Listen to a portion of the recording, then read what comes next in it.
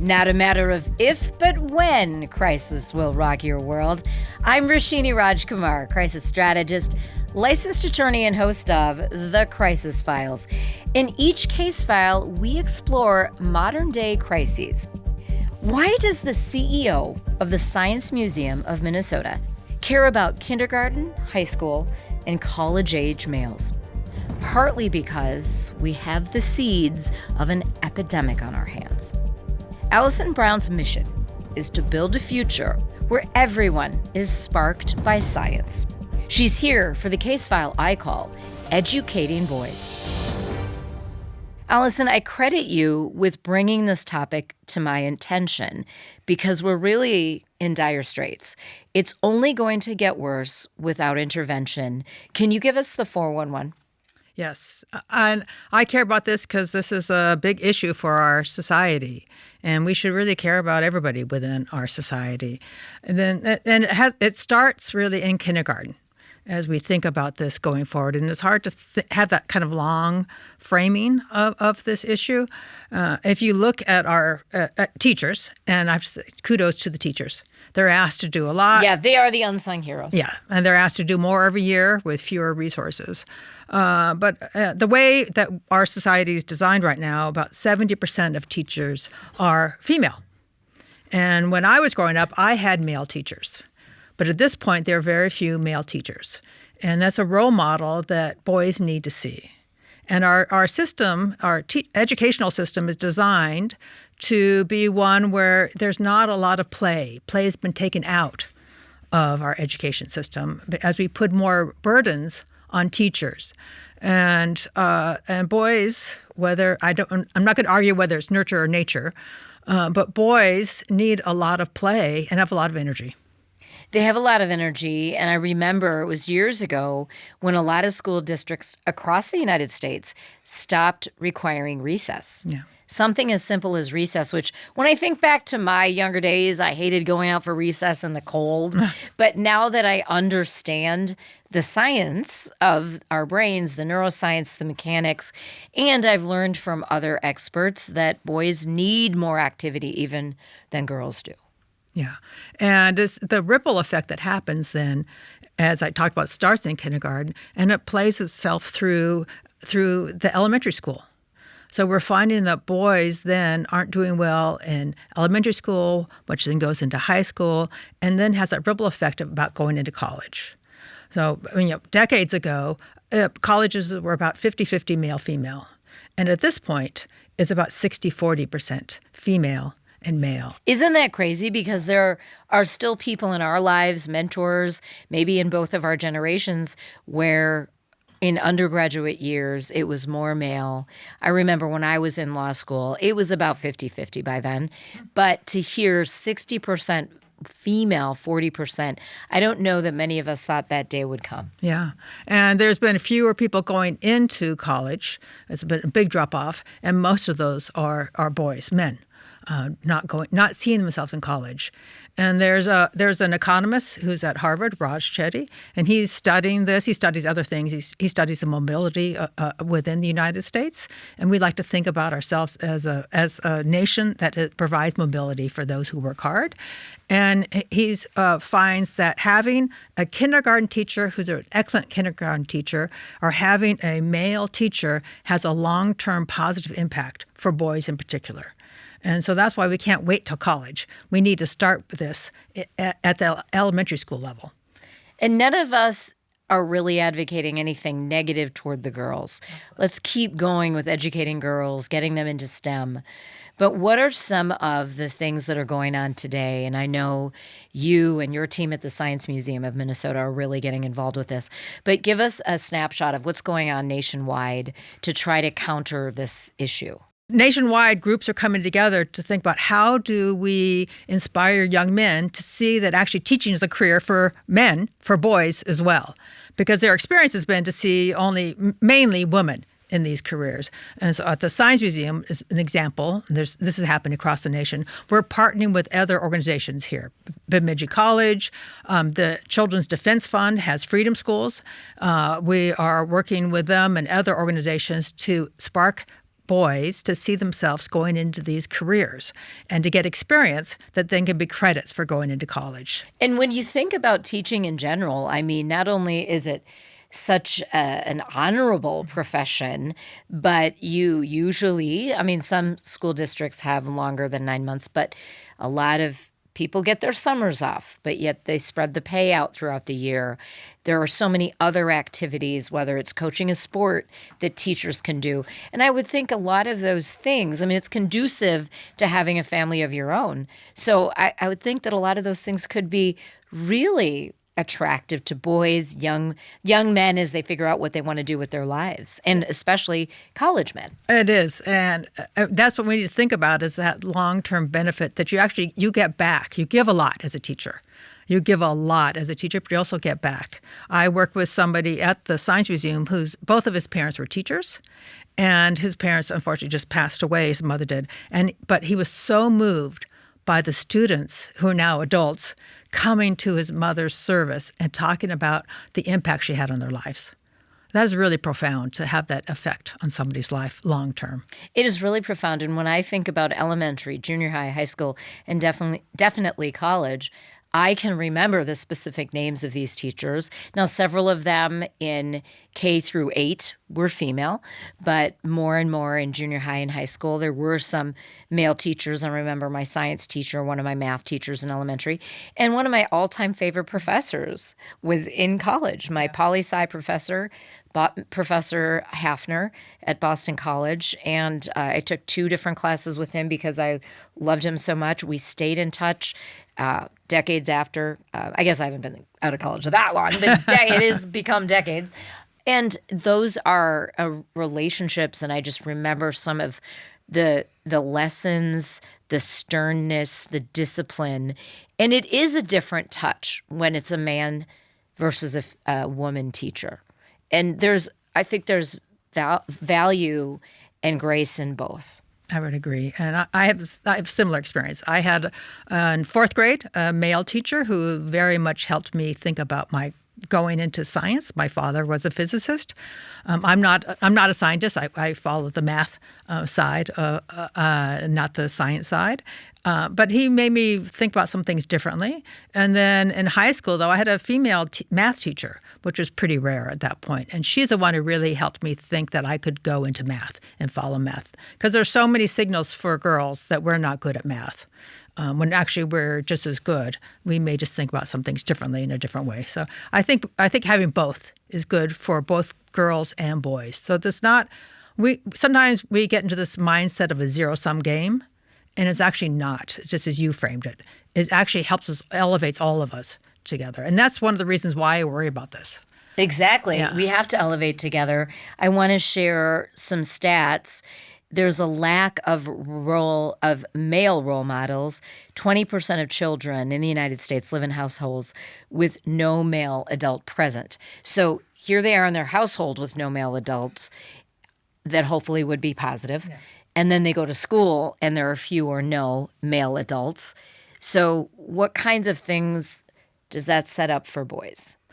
They're not seeing themselves either moving into these different careers.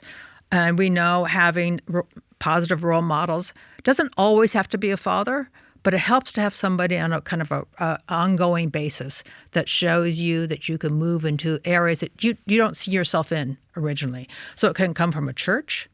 It can come from neighbors. It can come from community groups that you belong to. So there are other ways. If your father's not in your life on a day-to-day basis, there are other ways to get that male expression of power. I don't mean power like grabbing power, but of positivity. And support. Support, yeah. And confidence. Yeah. I mean, it builds so much in children.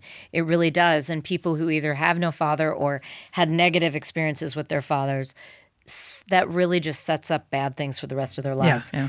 So there are few male teachers. There are also high male incarceration rates. Do you and your team see that incarceration piece going down? Is there any progress that's been made there? There was some partway through, and I would say we've stagnated on progress being made there. 90% of prisoners are male. And that just has a negative ripple effect throughout our society. We have one of the highest incarceration rates in the world. I haven't looked at where we are recently. We used to be the third highest rate in the world. I think we're up there, pretty darn close. It is staggering why it's that way. It is really staggering, and my mother always used to say, and she was a teacher, that knowledge is power. Yeah. And it starts at such a young age, and that quest for learning and wanting to and being there. And, and this may be a topic for another case file, but we certainly don't want to take away from empowering girls, young women, and women, because that was a whole problem for so long. There weren't opportunities, and there are still challenges and discrimination that women face. But this is something that seems so fixable, Allison. It is fixable, but it will take time to fix that. So that's why we have to get that pipeline of teachers growing and getting them into the educational system. And then I just want to also point out, this is not unique to the United States. This is happening in other developed countries as well. We have, for a whole host of reasons, decided that certain careers are what women should do. And teaching is one of them. So we need to change our mindsets and really focus on that teaching is a career that men and women can do. And I would say that's the same with nursing. Nursing has been a career that only women can do. But there, of course, there are female. That has there are been male like nurses. Such a narrative. Yeah, yes. And we need to change that mind. We need to shift that thinking so that all of these careers, it can be both men and women can do these careers. And when I think about teaching and nursing, people who are teachers and nurses will always have jobs. Will always have job. I mean, I think people say that about tech sector, but we've been seeing in the 2020s that tech goes up and down. There are major layoffs, and then there's a boom, then there's a bust. So even the tech sector, which is very lucrative, you can't say there's always going to be a job. You can say that about teachers and nurses. Yeah. It's so true. So I would love to see more men going into that. What's your advice? And I know you at the Science Museum, your team, your scientists are doing a lot of outreach, and you're not living in a vacuum. You're working with other organizations around the country. What's your advice for people watching us today on YouTube, listening on their podcast platform, for wanting to make some changes? Because I know there are a lot of people, educators and parents out there, and foundations and other corporations that want to be part of the solution. My advice would be to, if you have a frame in your head of what a teacher is, to try to think about that frame a little bit differently, and how can we support boys and men to move into these careers? How can you, if you're a male, how can you be a mentor to young men who really need support to see themselves in a positive light in a time when there's such stress within our society for a whole host of reasons? There's not one reason why. Our society has shifted to be very much a service-oriented society and not a manufacturing society, maybe some traditional jobs. Also, if you have job descriptions and you've put in requirements for college degrees, think about, is that really a requirement? Because only 35% of people have a college degree. In the U.S. In the U.S. Right, which is surprising. Yeah, and so that may be taking people out who have lots of skills they got through other ways. Maybe they got the skills through on-the-job training. Maybe they got the skills through the military, because you get so much training when you're in the military. So think about how you may be excluding people from going into your organization by these job requirements, and how we can actually become more inclusive in bringing people in who have a lot to bring to our organizations. Well, and I even think in schools, the male presence, it could be a teacher aide. It could be in the lunchroom. There could be other vocational education schools, places where you go for a vocation that could still land you connected to kids and teaching them in some way or part of their environment in the school. So what would be some of these organizations that you partner with and that you're aware of, do they actively try to have their male teachers mentor young boys and teenagers to go into that channel? Yes. Okay. Because I understand that need to do that, the need for young men to see that as a positive way for them to move forward and to have a great career that is also, as you pointed out earlier, extremely rewarding. Extremely rewarding. And representation does matter. I can remember countless times in my first career as a television reporter. I started in Fargo, North Dakota. I went to Des Moines. I went to Nashville, eventually to my hometown of Minneapolis, and then on to Detroit. But I remember some specific messages that I'd either get by email or left on my voicemail from moms of kids. Usually it was the mom who would call or write me and say how special it was for their child, who was either brown or black, to see me on TV and to see that that was possible. And I was like, I'm just doing my job. I love what I'm doing.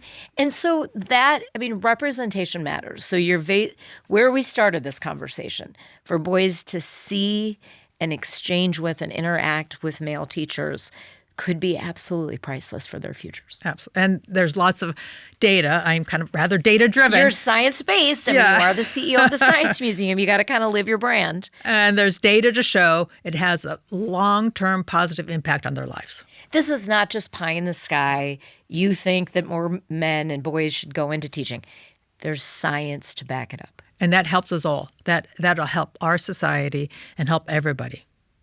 Yeah, and just to get back a little bit to the girls that we talked about, it's also good for the girls. Yeah. Tell us why it's good for the girls to have the male teachers and to have more of their peers going into teaching. Well, we both talked about the positive experiences that we have. We have to think about how we all work together. And as we have experience, as I moved, so I'm moving up in the years. I have decades since I graduated, getting close to 70. And when I went into business, which I wanted to go into business, there were not a lot of women in business. So I had to know how to work with men, and I was helped by having those male teachers. They were role models for me, and also how to work together in a way that was different than my dad, who's a wonderful and supportive individual, supportive for me going into business. But that also is a benefit from having both sexes as teachers. Exactly. Well, not to be politically incorrect, but Allison, you are stunning for almost 70. Thank you. I'm just going to say it right here on the Crisis Files. Thank you so much for shedding light on this topic. It's so important. It's so crucial. It's a perfect case file for us on the Crisis Files. Connect directly with Allison and her team at new.smm.org or on all social media handles at Science Museum MN. Today's case file is powered by Spoke 612 Productions. Spoke 612 Productions takes your ideas and brings them to life. Linda, Sarah, and Matt are committed to excellence and inclusivity. As a WeBank certified women-owned production company, Spoke 612 inspires awareness and delivers impact through storytelling. When you put your project in their hands, Spoke 612 draws on their own talents and experience to ensure they tell the best possible version of your story.